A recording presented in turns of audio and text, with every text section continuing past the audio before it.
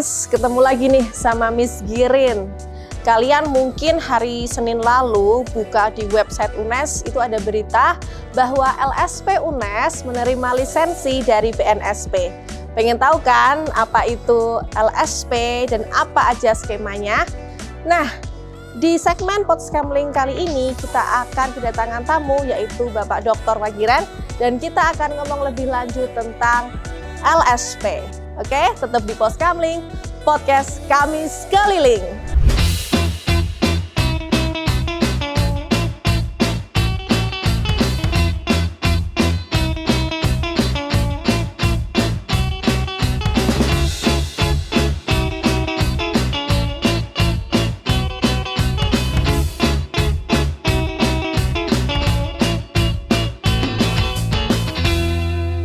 Selamat siang Pak Wagiran. Selamat siang Miss Girin. Kabar? Ya, alhamdulillah baik. Pak, kita dengar di berita dan juga nonton berita tuh di website UNES. Ya. Katanya LSP UNES itu menerima lisensi dari BNSP. Betul. Ya. Mungkin sebelum lebih lanjut kita bahas tentang LSP, mungkin Bapak bisa cerita sedikit BNSP itu apa sih, Pak? BNS itu Badan Standarisasi Nasional Profesi yang dibentuk oleh pemerintah, SK Presiden langsung, untuk memberikan sertifikat kompetensi kepada para pencari kerja. Sertifikat kompetensi kerja inilah yang kemudian dikembangkan oleh masing-masing lembaga sertifikasi profesi. Dan kemudian memberikan lisensi ke LSP UNES. Iya, nah sekarang alhamdulillah LSP UNES sudah mendapatkan lisensi dari BNSP, artinya LSP UNES itu sudah resmi menjadi milik pemerintah untuk memberikan lisensi kepada mahasiswa atau dosen yang ikut sertifikasi. Oke deh, kalau gitu kita bisa ya Pak ngobrol-ngobrol lebih lanjut tentang LSP. Boleh, ya Pak? Iya. Oke, sebelumnya ini kita ada di depan kantor LP3 UNES. Iya.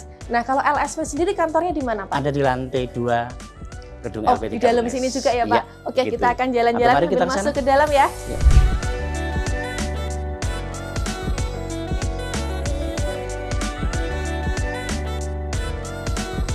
Oh, ini kantornya ya Bapak ya? Iya, betul.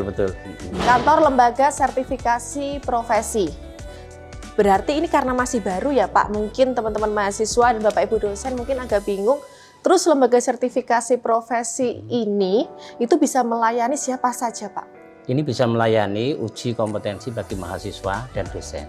Hanya untuk melayani dosen kami harus kerjasama dengan LSP P3. Oh gitu. Kalau untuk melayani uji kompetensi bagi mahasiswa kami sudah memiliki lisensi dan boleh melakukan uji secara langsung. Oke, pentingnya apa sih Pak kita tuh punya sertifikat kompetensi kerja itu? Sertifikat kompetensi kerja itu jaminan mutu atas penguasaan kompetensi seseorang yang akan mencari pekerjaan. Sehingga sangat penting bagi mahasiswa untuk meyakinkan pada mereka, para penerima pekerjaan bahwa yang bersangkutan memang memiliki kompetensi kerja yang memadai, yang profesional, sesuai dengan bidang keahliannya. Oke. Nah, jaminannya sertifikat kompetensi yang dikeluarkan oleh LSP atas nama BNSP. Kalau untuk dosen Pak, kalau mahasiswa karena mau cari kerja ya, nah dosen itu kan sudah punya pekerjaan ya Pak? Iya, terus betul. Apa pentingnya dosen juga memiliki sertifikat ini? Dosen itu yang melatih, yang mendidik, yang mempersiapkan mahasiswa untuk menguasai kompetensi kerja. Oleh karena itu dosennya itu sendiri harus menguasai kompetensi kerja itu. Oke, berarti nanti dosen itu harus sudah terlebih dahulu mendapatkan sertifikat kompetensi dari BNSP. Ya, baru dia nanti akan mendidik para mahasiswanya untuk menguasai kompetensi, dan LSP UNES yang memberikan jaminan dengan memberikan uji kompetensinya. Oke, berarti semua prodi bisa ya Pak punya, bisa jadi apa ya Pak namanya itu Pak istilahnya Pak? Kalau di prodi itu ada surat bidang keterangan studi, pendamping ijazah mungkin nanti ya dari tiap prodi. Dan tapi namanya prodi juga enggak Pak? Atau ada nama lain gitu untuk merujuk ke bidang studinya gitu Pak? Masing-masing program studi nanti harus menyesuaikan antara kurikulum program studi dengan standar kompetensi kerja nasional Indonesia. Oh, jadi apa yang dipelajari mahasiswa harus disesuaikan dengan SKKNI namanya. Oke. Yang dikeluarkan oleh Kemnaker. Jadi nggak rugi ya mahasiswa, artinya belajar nanti dapat sertifikat itu semua linear ya Pak ya? Betul, linear. Oke, boleh masuk sebentar Pak, silakan, kita lihat ke dalam ya. Oke, kita sekarang sudah di dalam kantor LSP ya Pak, dan ini banyak sekali istilah-istilahnya nih Pak, yang ada di atas meja nih yang mungkin asing ya. Apa aja Pak ini Pak? Ya, LSP memiliki beberapa divisi. Yang pertama itu ada divisi manajemen mutu yang mengontrol apakah kualitas pemberian uji kompetensi itu memenuhi standar atau tidak. Ini ada divisi jejaring dan humas yang bertugas untuk menjalin kerjasama khususnya pada LSP Mitra, LSP 3 dan dunia usaha, dunia industri. Ini ada divisi IT yang akan mempersiapkan kita karena nanti uji kompetensinya akan melalui daring juga. Karena kalau tidak menggunakan daring nanti berkasnya terlalu banyak gitu ya. Ada divisi administrasi dan keuangan, kemudian di sini ada divisi sertifikasi yang akan memberikan layanan sertifikasi dan sebelah sana ada komite skema sertifikasi yang bertugas mengembangkan skema-skema sertifikasi. Skema itu apa Pak berarti? Skema itu sebenarnya adalah kemasan kompetensi kerja yang sudah disesuaikan antara SKKNI dengan kurikulum sehingga nanti terkemas. Nah, satu skema itu akan mengarah kepada satu jabatan kerja. Berarti misalnya saya dari bahasa Inggris ya Pak, itu kita lulus jadi sarjana pendidikan. Betul. Tapi itu baru sarjana pendidikan ya, tapi saya belum tersertifikasi secara profesional seperti itu. Berarti ini saya bisa boleh melengkapi skema. Misalnya kami menyiapkan untuk bahasa Inggris ada skema penerjemah tersumpah namanya. Sehingga nanti Misgir kalau lulus dari jurusan bahasa Inggris mengantongi ijazah sekaligus mendapatkan sertifikat kompetensi sebagai penerjemah tersumpah. Misalnya begitu. Jadi secara akademik saya dapat ijazah S1 gitu ya Pak. S1. Tapi bersama dengan itu ada sertifikat pendamping sebagai sertifikat kompetensi kerjanya tadi. Jadi kalau saya mau daftar kerja di perusahaan, saya bisa kasih tunjuk. Betul. Dan itu diakui. Diakui dan dihargai. Nanti penghargaannya itu tidak hanya penghargaan dalam pengakuan kompetensi, tapi juga akan disesuaikan dengan honornya. Nah, yang memiliki sertifikat kompetensi tentu saja honornya standar. Berarti sangat menguntungkan ya kalau misal kita itu ada sertifikat kompetensi kerja sebagai pendamping ketika lulus kuliah, maka kita bukan hanya sebagai sarjana, tapi kita juga sudah terbukti kompeten. Ada nilainya, untuk ada jabatan value-nya. Pekerjaan tertentu. Untuk jabatan pekerjaan yang kita sudah teruji di tesnya itu tadi ya Pak ya. Berarti mereka harus diuji kan? Iya, betul. Oleh asesor. Asesor ini sudah terlisensi juga? Ya, asesornya harus sudah terlisensi sebagai asesor BNSP gitu ya. Jadi kita UNES, LSP UNES itu sudah memiliki 24 asesor atas nama BNSP. Gitu. Berarti dosen-dosen ini bukan hanya nanti dia kompeten untuk di diklat tertentu, tapi juga dia harus kompeten sebagai asesor. Ya, ada perbedaan Miss Girin. Kalau sebagai asesor dia tidak boleh memberikan diklat begitu. Sehingga nanti asesor itu menguji mahasiswa yang bukan hasil didikan dia. Berarti nggak boleh? Nggak boleh. Ini sangat profesional sekali ya Sobat UNES ya. Jadi kalau dosen kalian itu ngisi diklat, mereka atau beliau itu nggak boleh kan? Nggak boleh menguji. Untuk uji mahasiswa. Jadi ini orang lain lagi. Yang dapat sertifikat asesor dari BNSP. Betul. Sangat menarik ya Bapak ya. Ada berapa skema sudah kita punya Pak di UNES? Skema yang sudah terlisensi dan kemarin sudah digunakan untuk memberikan layanan uji kompetensi itu ada 5. Gitu ya. Kemudian saat ini kita baru mengajukan 28 skema lagi. Sekarang sedang proses review oleh BNSP. 5 ini apa aja Pak mungkin bisa disebutkan? Penulisan ilmiah yang dikembangkan oleh jurusan Bahasa Indonesia. Kemudian ada desain busana wanita dan anak-anak yang diusulkan oleh jurusan PKK. Kemudian ada sistem informasi geografi yang dikirimkan oleh jurusan geografi. Kemudian ada administrasi asisten yang dikirimkan oleh pendidikan ekonomi. Yang satu pendamping UMKM.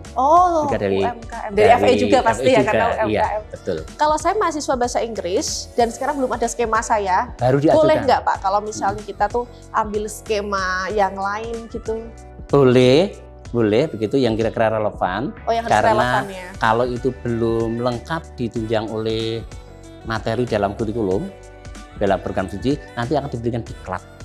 Diklat kompetensi kerja. Tapi tentunya yang agak mirip ya Pak. Misal pendidikan bahasa Inggris dengan penulisan ilmiah. Nanti kalau saya tiba-tiba ngambil busana kan saya nggak bisa gambar busana juga ya Pak ya. Tapi kalau menguasai itu didapatkan dengan ikut pelatihan, misalnya kursus begitu, dan kenyataannya mampu, boleh. Oh, boleh. Iya. Misal saya ada kursus di LPK.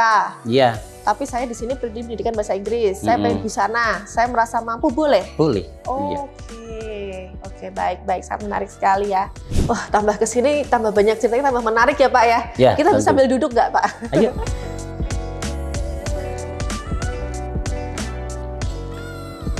Ya, silakan. Baik Pak, tadi kita sudah cerita-cerita tentang skemanya, ada 5 tadi ya Pak ya. Kemudian ada tambahan lagi 28 skema, artinya akan lebih banyak kesempatan bagi mahasiswa untuk memilih nanti kalau 28 itu sudah terlisensi dan sudah di ACC gitu ya sama BNSP.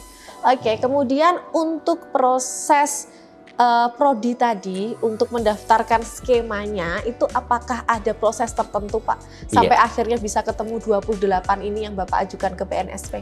Ya, memang berangkat dari program studi harus mengkaji kurikulumnya, disesuaikan dengan SKKNI. Setelah itu baru memilih jabatan-jabatan tertentu untuk jabatan kerja, baru disusun skema sertifikasi, kemudian diajukan kepada kami di LSP. Kami nanti yang mengajukan ke BNSP untuk verifikasi skema. Oh, namanya verifikasi skema. Setelah verifikasi skema, artinya skema itu disetujui oleh BNSP, kita baru diizinkan menggelar diklat asesor. Karena setiap satu skema minimal harus ada 2 asesor. Itu dari dosen-dosen tadi itu ya Pak? Dari dosen prodi. Yang paling tidak, yang nanti kalau sudah memilih sebagai asesor, ya dia tidak boleh memberikan diklat, begitu seperti tadi. Oke, jadi dosen itu nggak boleh semuanya tadi ya? Iya, kami rencananya gini Miss Girin, jadi programnya, semua program studi itu harus memiliki skema sertifikasi. Oh, jadi banyak sekali ya Pak? Berapa jumlah program studi? Karena ada 180 sekian ya, 86 untuk S1.